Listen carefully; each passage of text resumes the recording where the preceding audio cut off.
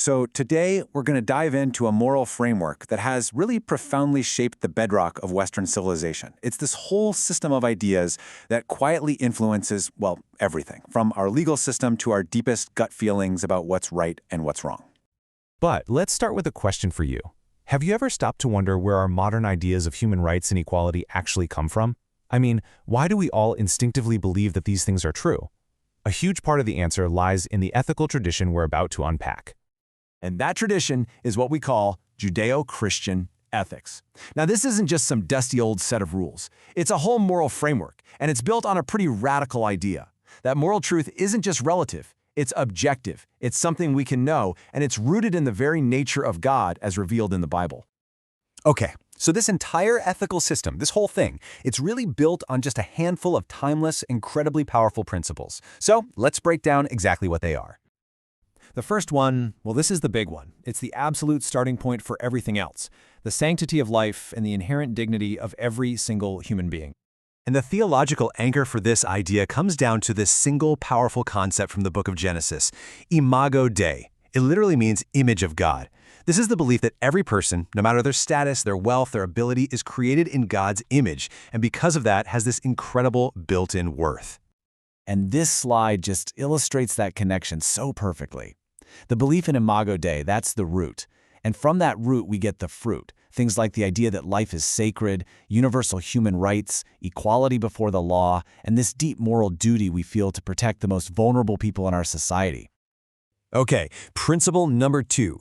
This is the idea that there's a universal moral law, that there's an ethical structure to the universe, a standard of right and wrong, and that all of us are held accountable to it. This idea basically gave society an ethical backbone. You have the 10 Commandments, which provided these clear foundational rules for a stable community, protecting life, property, truth. But the tradition goes even deeper. Take the Sermon on the Mount, for instance. It radically internalizes morality. The focus shifts from just not committing murder to avoiding hatred in your heart, from just the act of adultery to the lustful thought. It's all about the internal condition of your heart. So we've got human dignity and moral law as our foundation. Now let's see how these principles actually shape the ethics of human action, how we're meant to choose and behave out in the world. And this brings us to a really unique concept of freedom.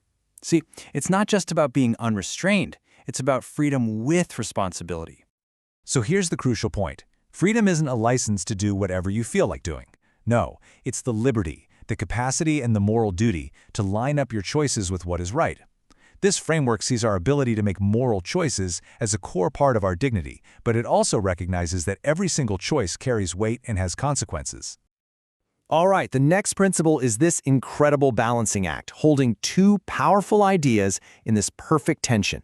Justice, but a justice that is always, always tempered by mercy. And just look at how this breaks down. Justice here isn't just about punishment.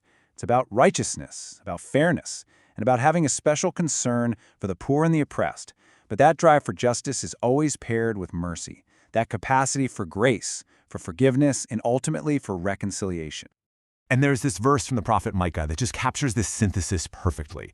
It's not an either-or choice. The command is to do all of it.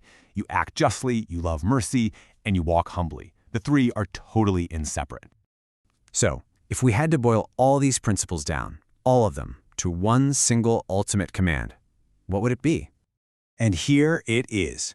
The idea that love for God and love for your neighbor is the summation of the entire moral law.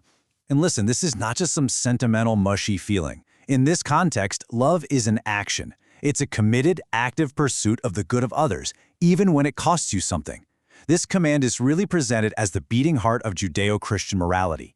It's the engine that drives justice, mercy, and respect for human dignity. Okay, so let's zoom out for a second and just look at the legacy. How does this ancient moral root connect to our modern world? Well, what you start to see is that so much of what we call the moral order of the West grew from this soil. Our concepts of justice, our deep belief in equality, our traditions of compassion and charity, our emphasis on individual rights, all of it has deep, deep roots in this ethical heritage. Now, this is a really crucial point. The point isn't that Western societies have always perfectly lived up to these ideals. I mean, not even close. History is filled with failures. But the ideals themselves, the very standards by which we judge those failures, they come directly from this moral root. And that leaves us with a final massive question to think about. How do these ancient ideals shape our choices and our world today? As things keep changing, it's worth asking, what happens to the fruit, human rights, equality, compassion, if we sever them from the moral root that they grew from? It's a question that continues to shape our world in a big way.